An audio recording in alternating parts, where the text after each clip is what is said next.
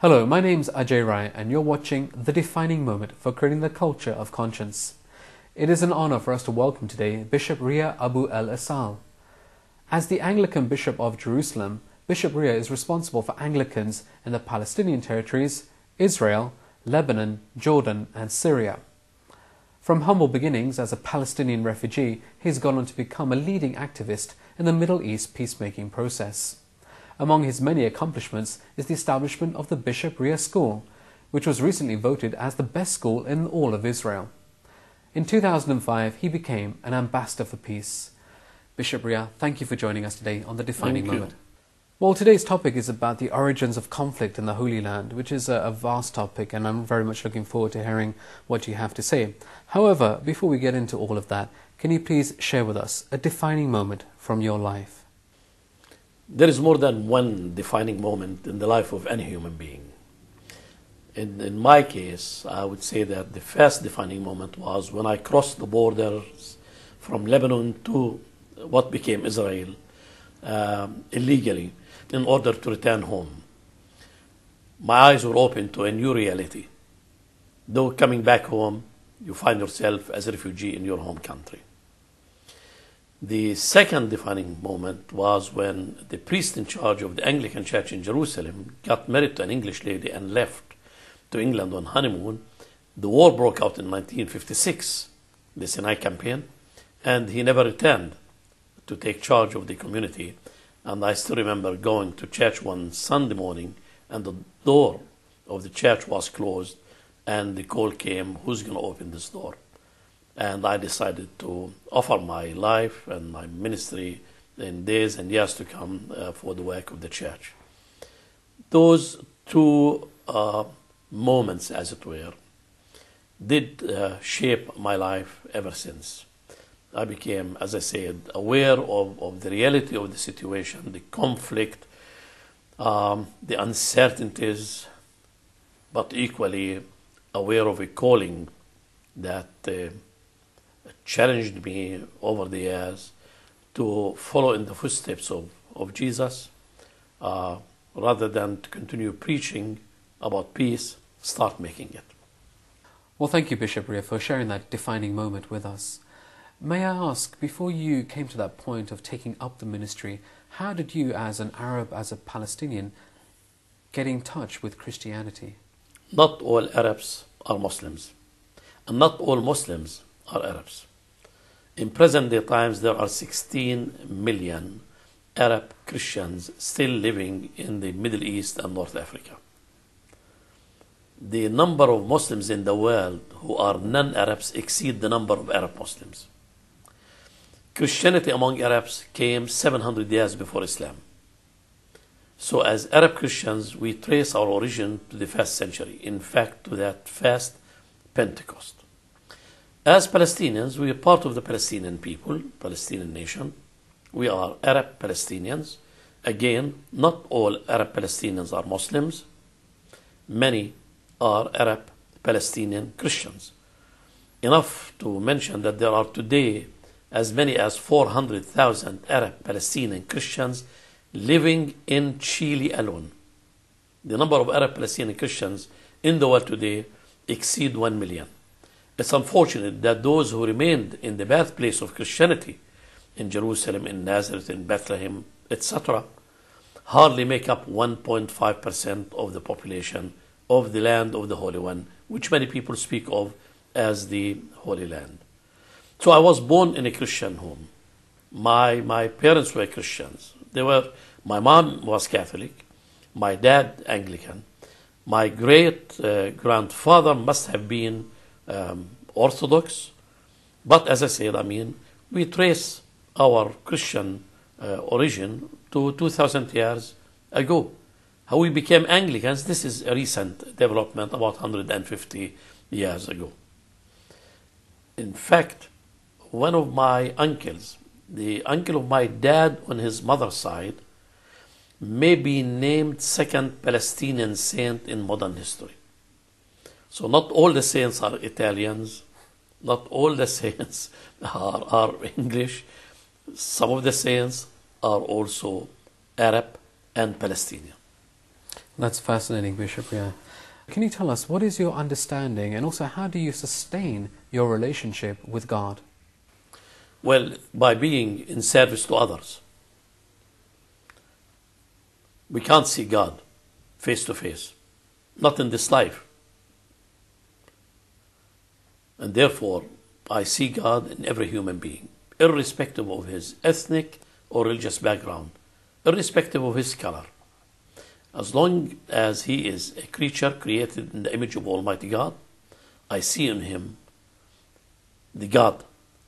And I need to protect the beauty of that wonderful image entrusted to each and every one by him who created all of us. I'd like to move on now to today's topic, the origins of conflict in the Holy Land. Often we hear about the Middle East and we hear about the process of reconciliation. Can you tell us what is your understanding about the origins of conflict in the Holy Land? Well, in the first place, this whole conflict in the Middle East is a conflict over a piece of land claimed by two communities, the Israelis and the Palestinians, as their homeland. Some even dare to say that this conflict is attributed to a misunderstanding on behalf of Almighty God when he gave Moses the land of Canaan and Moses wanted somewhere else in this world. But I won't go into detail about this.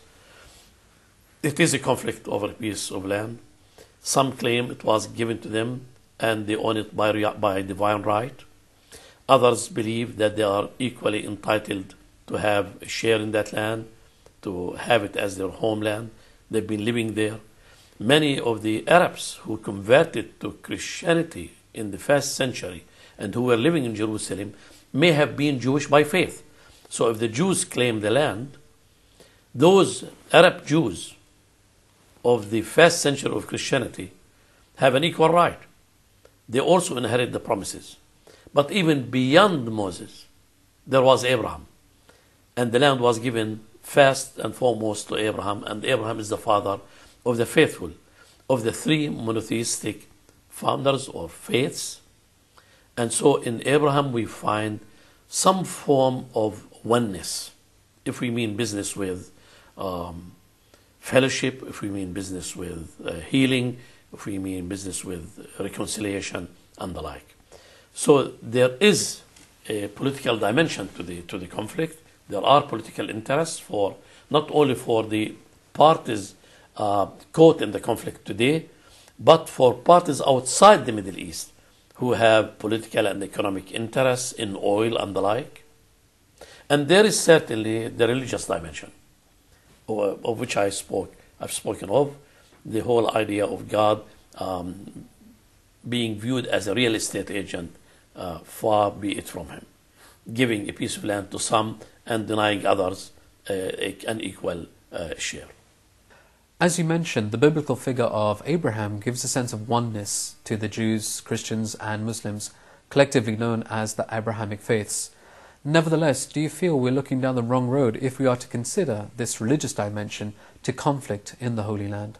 When we speak of a religious dimension, we speak of the promises. The promise of a land, the covenant, which was conditional, that people keep loyal to the orders and to the will of God. And when people distance themselves from the will of God, they have no right even to claim that promise. The Christians, the Muslims and the Jews have lived side by side for hundreds of years. For Christians and Jews, we've lived side by side for 2,000 years, since the time of Christ. Islam came in the 7th century, so 1,400 years of coexistence and in many places co-living. When the Jews were expelled from Jerusalem in 70 AD, they found no other place to seek for refuge except the neighboring countries. Nobody heard in those days of Brooklyn or Manhattan or Los Angeles. They came to Iraq, they came to Libya, they came to Morocco, they came to Tunis, they came to Egypt, they came to Syria and settled there and the Jewish community flourished in the Arab world until the rise of Zionism. After the rise of Zionism, the whole concept of the Jewish relation to the land became a political one.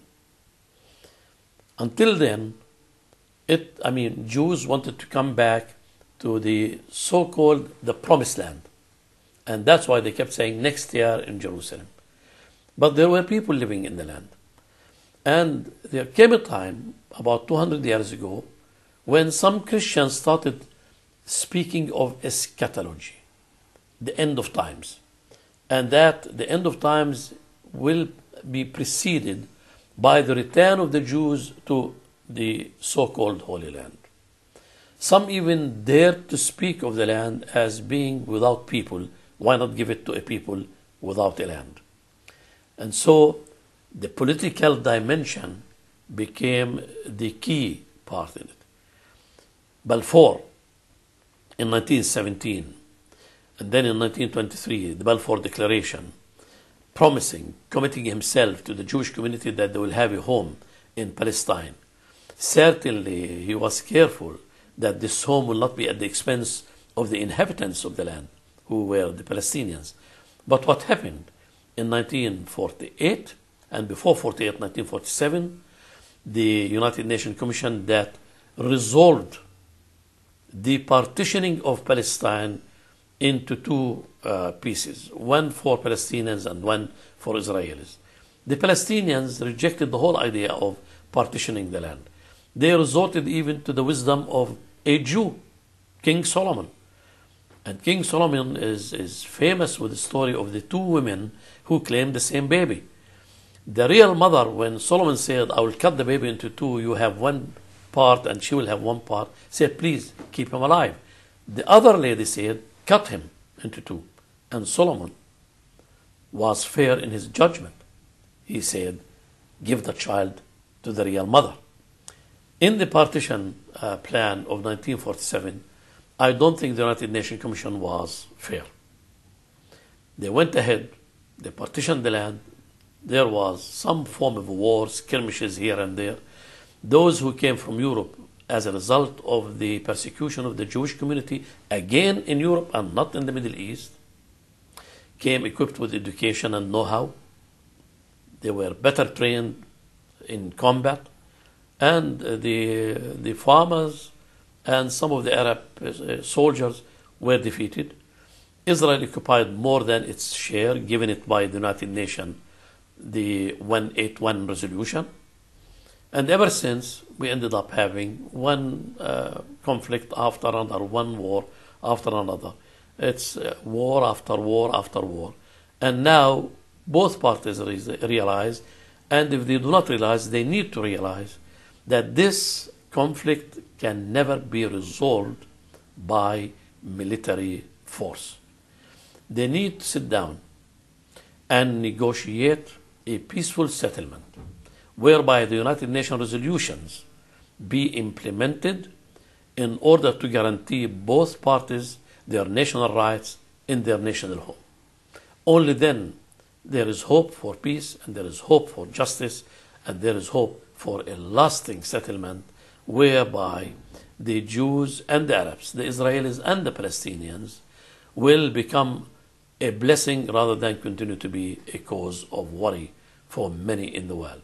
And do you trust that the United Nations will get it right this time? The United Nations has been hostage in the hands of the American administration for so long. We continue to be concerned about the American veto. The Americans need, the American administration need wake up before it is late. They're damaging their image by being so biased and one-sided. And in fact, even if on the surface they're seen as favoring the Israelis, in my opinion, those in the administration and those of the evangelical Christian right of the United States of America are causing and will be causing the greatest harm to Judaism, to the Jewish faith, and to the Jews. They need to understand that things will not be the same in 10 years, 20 years, or 30 years. I studied in India, and the Indian flag has a wheel. Sometimes you're up and sometimes you're down. And people need to learn from the mistakes of others, because life is too short to learn from one's mistake. Peace is the way for people who mean peace. Not only those who talk about peace or preach about peace, but those who are ready to make it.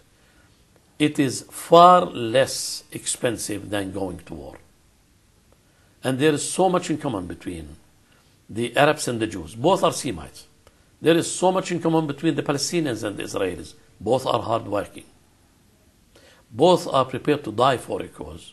And they need to be encouraged now to live for a cause, for a greater cause, even this cause of a land, a territory, etc. That cause is the cause of life. Life with dignity, life with freedom. Certainly in and on the land of their fathers, grandfathers, and great-grandfathers. You mentioned there's been conflict after conflict after conflict. Is it really possible to turn all that hate into love? It's possible. There is nothing impossible. There is nothing impossible. In my opinion, part of the delay in reaching a peaceful settlement is what is described as the game of nations, the power game. You know, politics is defined as the art of postponing the inevitable. The politicians need to invite and help the religious leaders become directly and positively involved and engaged in making the peace between the Israelis and the Palestinians. When the Oslo Accord was signed, as if there was no war, as if there were no wars, the little children of Gaza decorated the Israeli armed vehicles with olive branches. In a moment, that hatred, if it was, disappeared. In the Middle East, the culture of all the nations in the Middle East is established on something called honor and shame. Once you claim back your honor, you become more ready to forgive and forget.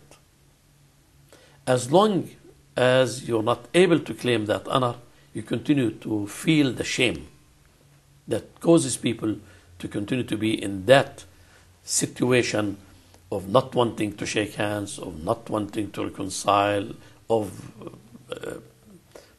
even hating, thinking of revenge and the like. But once that honor is claimed, there seems to be a beautiful readiness for people to give up, forget all about the grudges. Bishop Riah, with the constant focus on Israel and on Palestine, Jerusalem itself is often overlooked. Why is Jerusalem so crucial to the rest of the world? Jerusalem is sacred to the three monotheistic faiths. The three monotheistic faiths, communities, make up 2/3 of the population of the world today. That's why it's crucial that we find a peaceful settlement for Jerusalem. In fact, when Prime Minister Tony Blair welcomed us to discuss the whole question of Iraq on the 18th of February 2003 and tried to convince us that going to war against Iraq will pave the way for peace in the Middle East, I turned to the Prime Minister and said, "Sir, the shortest way to Baghdad goes through Jerusalem.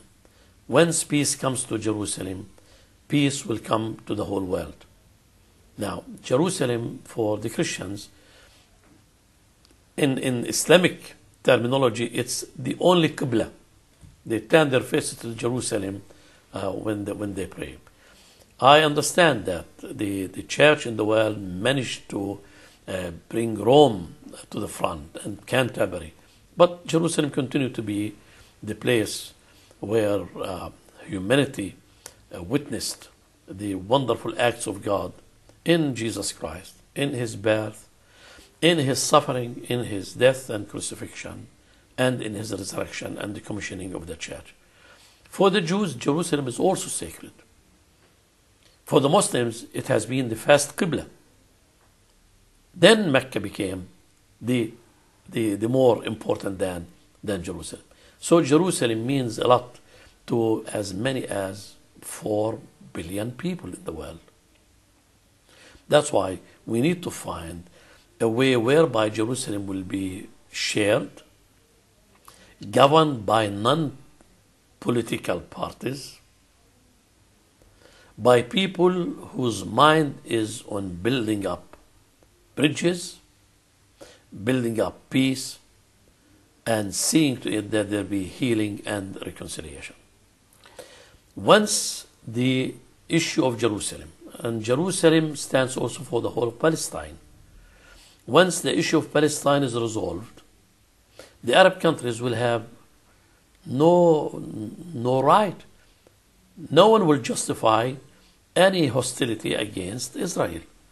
The Arabs stand with the Palestinians for the Palestinians to claim back their honor and to claim back their right on the land. Once they have this right, in accordance with the United Nations resolutions, then the Palestinians will become the bridge for Israel to reconcile with the neighboring countries. And through the Arab nation, Israel will reconcile with the rest of the Muslim community in the world. That's why Jerusalem, Palestine, is so crucial in the world politics today, but equally true in the mind of people of faith, be they Christians, be they Muslims or Jews. Once peace comes to the land of the Holy One, peace will come, in my opinion, to the whole world. We need to give it a try. I wish the leaders of the world, I wish the heads of churches, the heads of Christian communities, the head of Jewish communities, the head of Muslim communities will join hands and say, we're going to give it a try for 10 years. Let's give it a try. They can go back to war.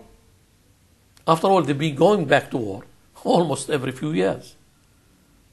Give peace a chance and see how people will beautifully behave and live in harmony and in peace.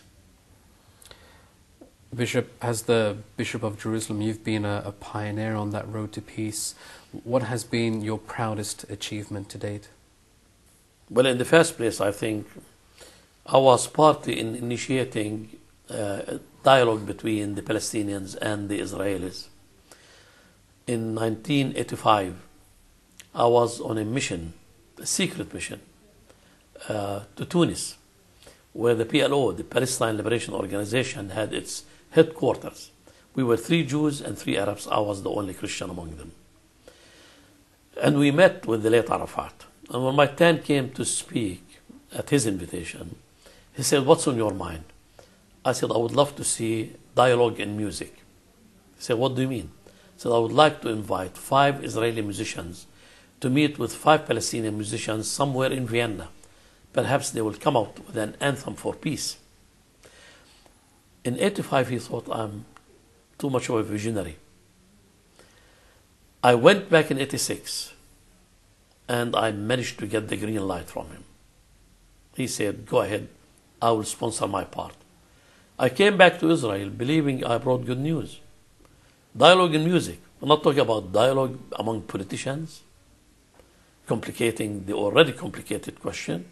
In music, it's unfortunate that Israel enacted a law forbidding any contact with the PLO, and they banned my travel. In spite of banning my travel and making me serve the longest travel ban in Israel, they failed in making me hate them. Every time they renewed it, I thanked them.